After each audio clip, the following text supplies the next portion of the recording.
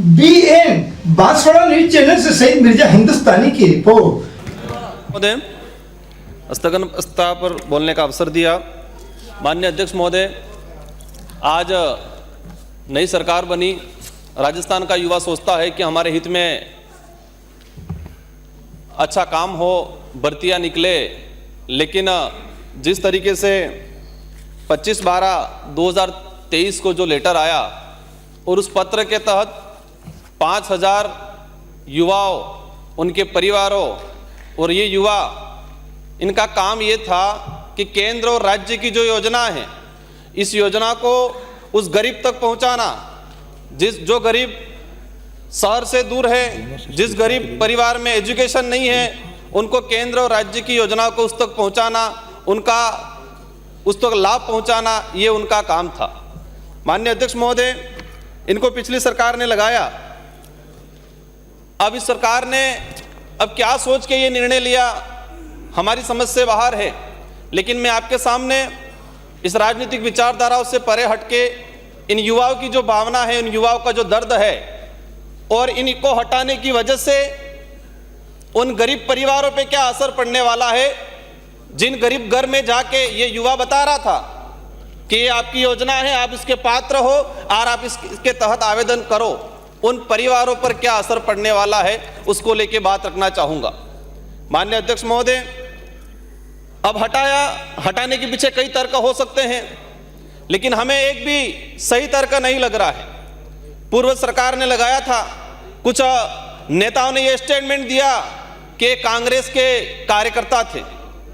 इन युवाओं पे क्या गुजरी होगी उस समय? वो राज्य सरकार की योजना नहीं, केंद्र की योजनाओं का भी प्रचार उस गरीब घर तक पहुंचा रहे थे। आज धरना चल रहा है इन युवाओं द्वारा। लेकिन मैं एक बात और बताना चाहूंगा कि पिछली वसुंधरा गवर्नमेंट की सरकार ने लास्ट में जाते वक्त पंचायत सहायक की भर्ती की, और उन पंचायत सहायक की जो भर्ती थी वो सरपंच और प्रिंसिपल मिलकर तय करते थे कि कौन बनेगा। इसमें कोई इंटरव्यू नहीं हुआ, कोई मेरिट नहीं बनी। लेकिन इसके बाद कांग्रेस की सरकार आई और उस सरकार ने उनको नियमित रखा और उसी सरकार ने पंचायत सहायक को एक सम्मानजनक पद दिया और सम्मानजनक सैलरी दी। हम इस सरकार से भी ये आशा चाह रहे हैं कि पिछली सरकार ने जो लगाया था वो किसी के कार्यकर्ता नहीं थे, इनका इंटरव्यू हुआ। माननीय अध्यक्ष महोदय, मैं सारे सदन को बताना चाहूंगा, मैं उस धरना स्थल पे गया और एक व्यक्ति ने, बच्चे ने बोला कि मैं आरएसएस द्वितीय वर्ष प्रशिक्षित हूं। अगर कांग्रेस ने भेदभाव पूर्ण तरीके से और कार्यकर्ता आइडेंटिफाई करके अगर लगाया होता तो मैं कैसे लगा, ये उस आदमी ने सवाल किया। ये अध्यक्ष महोदय, मैं ये चाहूंगा, ये लोकतंत्र है, लोकतंत्र में धरना देना, आवाज उठाना सबका अधिकार है, यह अधिकार हमको संविधान देता है। लेकिन उन बच्चे आज धरना दे रहे हैं, उनके आसपास टॉयलेट है, वो टॉयलेट पे ताला लगा दिया जा रहा है, वहां रात को लाइटें बंद की जा रही है, छोटे छोटे बच्चे लेके महिला वहां बैठी हुई है। उस परिवार पे क्या गुजरती होगी जिस परिवार ने यह सोचा था मेरा बच्चा कुछ नौकरी लग गया और उसको तत्काल हटा दिया गया। माननीय अध्यक्ष महोदय, कई भाजपा के विधायकों ने भी पत्र लिखा है, 20 से 25 भाजपा के विधायकों ने भी पत्र लिखा है।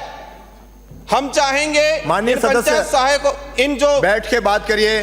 माननीय अध्यक्ष महोदय, इनकी भावना को समझते हुए जो सरकार के मंत्री हैं, मुख्यमंत्री जी से अनुरोध करना चाहूंगा और आप इस पे सख्त कार्रवाई करते हुए सरकार को निर्देश करें कि इन राजीव गांधी युवा मित्र को एज इट इज वापस लगाया जाए, और जो धरना दिया जा रहा है अभी तक परमिशन नहीं दी गई है, उनको परमिशन दे और इन युवाओं को राहत पहुंचाए, उस गरीब घर तक राहत पहुंचाए। छोटे छोटे बच्चे लेके सरकार मेडिकल की सुविधा करवाए। ध्यान करना चाहते आ गया। माननीय अध्यक्ष महोदय, आपसे अंतिम यही निवेदन करना चाहूंगा कि इनको बहाल किया जाए। बैठिए।